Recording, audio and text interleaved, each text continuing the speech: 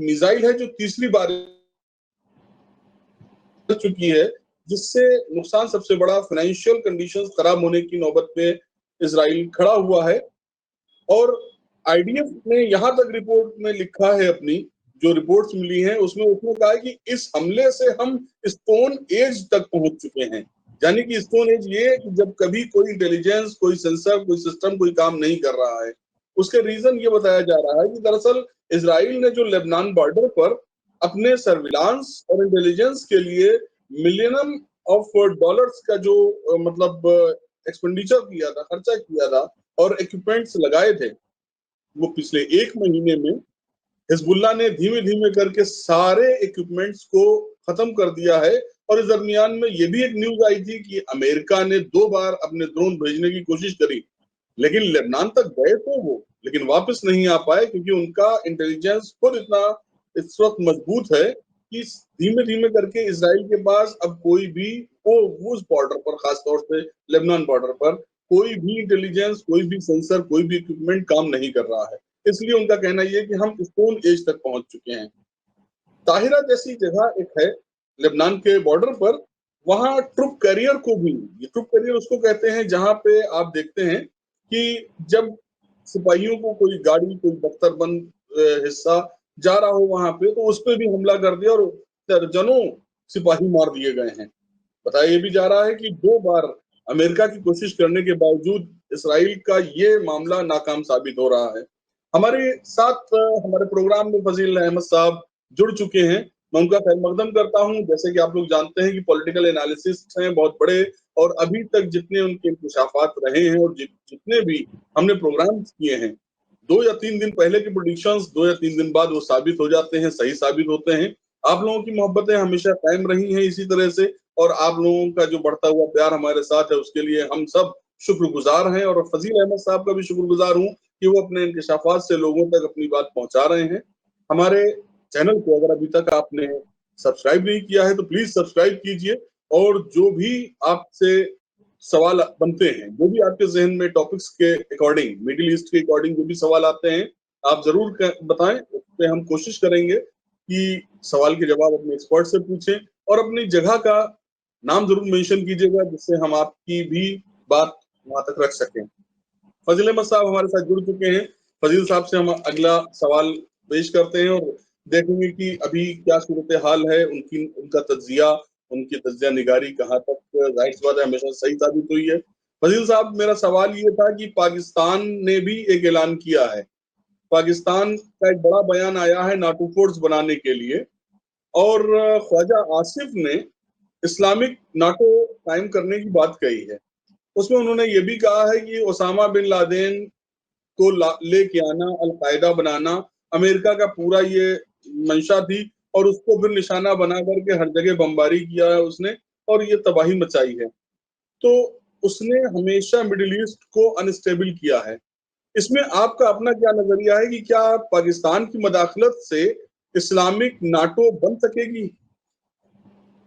तुम इमोशनल इसलिए फील कर रहे हो क्योंकि तुम्हारे मोबाइल में ना 222 आ रहे हैं। 222 और 777 जब आते हैं ना तो लाइफ ना गैम्बल की तरह हो जाती है।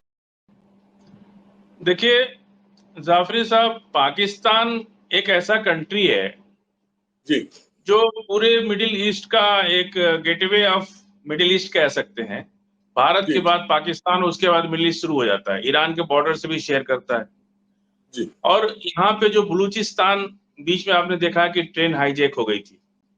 जी, इस ट्रेन हाईजैक के पीछे और बलूचिस्तान की पूरी कॉन्स्पिरेसी के पीछे अमेरिका का हाथ था।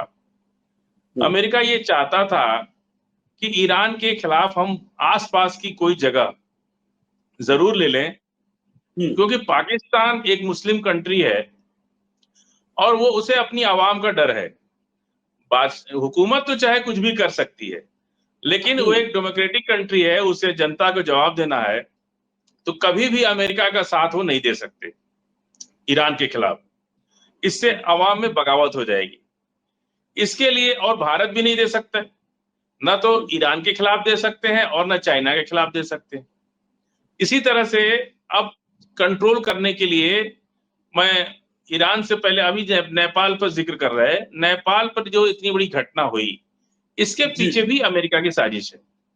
चाइना को कंट्रोल करने के लिए उन्हें आसपास कोई बेस चाहिए, ना तो भारत देगा ना पाकिस्तान देगा। और वहां पे नेपाल जो है, अगर हुकूमत आ गई, बादशाहियत आ गई, तो एक बादशाह को कंट्रोल करना बहुत आसान होता है, बशर्ते कि पूरी गवर्नमेंट को उसमें कोई ना कोई, क्योंकि जब गवर्नमेंट फॉर्म होती है ना, तो उसमें विपक्ष का बहुत बड़ा रोल होता है। विपक्ष जनता में उनके बीच की बात कहती है, जिससे जनता में बगावत हो सकती है। अब आते हैं हम बलूचिस्तान पर। जो क्राइसिस थी वो ईरान को निपटाने के लिए एक जगह की जरूरत थी अमेरिका को, जिसको लेकर के अमेरिका ने बलूचिस्तान पर इतना बड़ा ट्रेन हाईजैक और तमाम चीजें की। लेकिन वो खामनेई साहब उस चीज को भाप गए और उन्होंने अफगानिस्तान और पाकिस्तान दोनों से बात करके, ये बात तो समझ में आ गई सबको कि ये मामला कहां से जा रहा है। हालांकि कुछ लोगों ने उसमें भारत का रोल बताया, लेकिन वो सच नहीं है। सच यही है कि वो अफगानिस्तान का बॉर्डर लगता है बलूचिस्तान, और वहां से अगर वो चाहते थे कि ये अलग पाकिस्तान से अलग स्टेट बन जाए, तो हम इसको कंट्रोल करके और इसको जोड़ सकते हैं। अभी हम लोग जो बात कर रहे थे कि इनको जगह देने की, अमेरिका को जब तक कि कोई जगह नहीं देता। अब आ जाइए आप, उसके बाद जब बलूचिस्तान से फेल हुए तो उन्होंने सीरिया पर नजर गड़ाई। सीरिया में बशर अल असद कामयाब हो गए। इजराइल को ये उम्मीद नहीं थी, अमेरिका को ये उम्मीद नहीं थी कि बशर अल असद इतनी आसानी से सना तक पहुंच सकते हैं, इतनी आसानी से इजराइल सीरिया पर वो कब्जा कर सकते हैं। इसके पीछे भी खामनेई साहब की मतलब बहुत जबरदस्त रणनीति थी कि उन्होंने बशर अल असद को रूस भेज करके और वो जगह स्पेस खाली कर दिया कि तुम आसानी से जाओ, बैठ जाओ, कोई दिक्कत नहीं, तुम्हारे में और हमारे में कोई फर्क नहीं। ये बात देख करके ट्रंप आए और उन्होंने पीठ थपथपाई और कहा कि अलशूरा तुम अमेरिका ने ही कहा था कि अलशूरा आतंकवादी है, उसके ऊपर पता नहीं कितने $1000 का इनाम भी था। और उसी अमेरिका ने आकर के पीठ थपथपाई और कहा कि अलशूरा तो गांधीवादी है, इसको आतंकवादी कौन कह रहा है। गलत फहमी थी हम लोगों की कि ये अलशूरा आतंकवादी, ये तो गांधीवादी है। और उनको सारा उनके ऊपर से आतंकवादी का टैग हटा दिया और इनाम भी हटा दिया और उल्टा और पैसा दिया, इस उम्मीद से कि ये हमारा तोता है, जो हम बोलेंगे वही बोलेगा। लेकिन अलशूरा तो आने के बाद एक राष्ट्राध्यक्ष की तरह, सचमुच वो आतंकवादी से अलग हटके एक राष्ट्राध्यक्ष की तरह OIC की बैठक में शामिल हुए, वो अरब लीग की बैठक में शामिल हुए, वो UAE के साथ पोर्ट बनाने के लिए, सीरिया में पोर्ट बनाने के लिए एग्रीमेंट साइन कर लिया। जो उनके साथ लड़ाके थे उनको सीरिया की नागरिकता देने के लिए प्रोसेस शुरू कर दिया। अब ये बात इनको खटक रही थी कि अरे ये तो हमसे भी आगे निकल गए, और इजराइल और अमेरिका दोनों मिल करके अलशूरा को गद्दाफी जैसी मौत मारने के लिए पूरा इंतजाम कर दिया। लेकिन बीच में टर्की आ गया और अलशूरा को वक्त रहते, आपको याद होगा कि जब अलशूरा की बात आ रही थी उस वक्त लग रहा था कि दुनिया में कि सीरिया जल रहा है। लेकिन जैसे ही अलशूरा ने सीरिया छोड़ के टर्की का रास्ता ले लिया, अगले ही दिन से सारी खामोशी हो गई। ये वेस्टर्न मीडिया और वेस्टर्न कंट्री, इनको जब किसी को निपटाना होता है तो ये अपनी वेस्टर्न मीडिया का सहारा लेकर के दुनिया को दो चीज दिखाते हैं।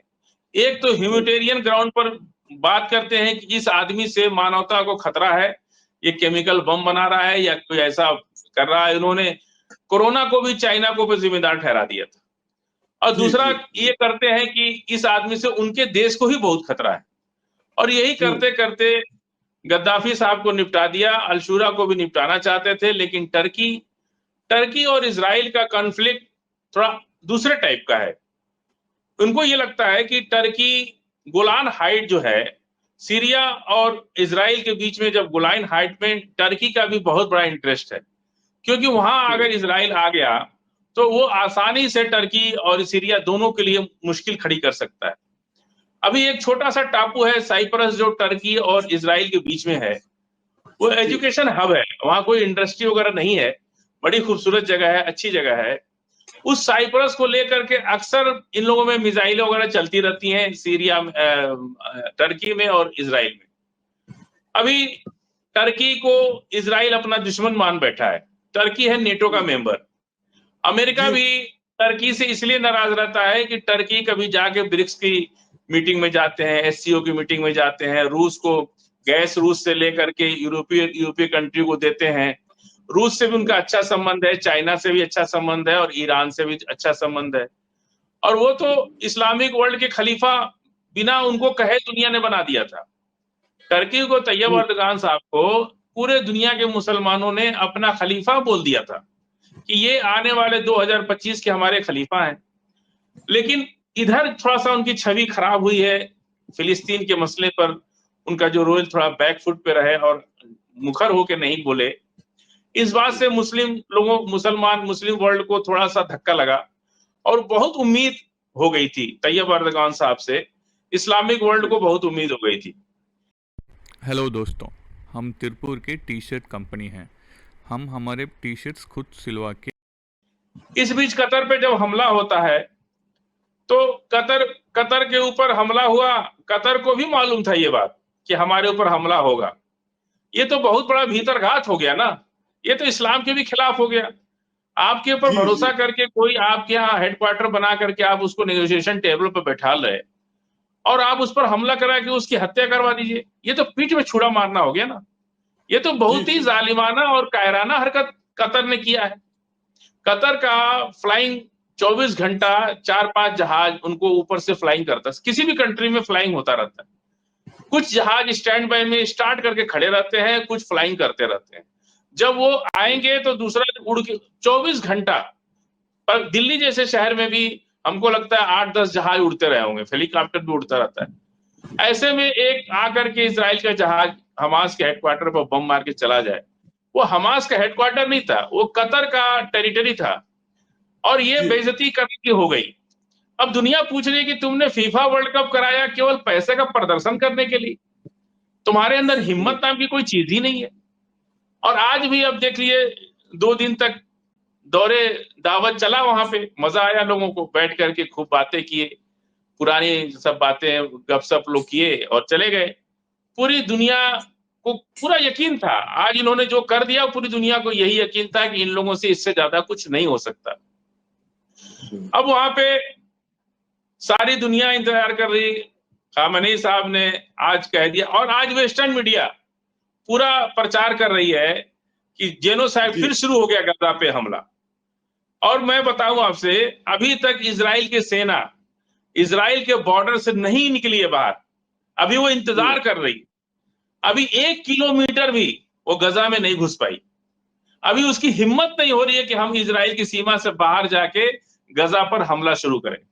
और पूरे दुनिया में क्या चल रहा है, गजा खाली कराना शुरू कर दिया। एक तरफ ये लोग नेटो जैसा एक सेना तैयार कर रहे हैं और उसी के जवाब में इजराइल जैसा छोटा सा देश इनको चैलेंज कर रहा है, कह रहा है कि हम तुमको और मारेंगे, अभी बना लो सेना अपनी, हम गजा को जब जब वो प्लेन करने की बात कहता है, पूरे ये इस्लामिक वर्ल्ड को चैलेंज है, कोई माने या मत माने।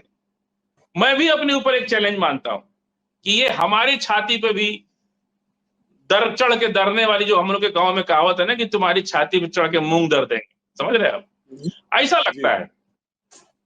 जी जी जाफरी साहब। हमारे साथ जनाब आरिफ हसन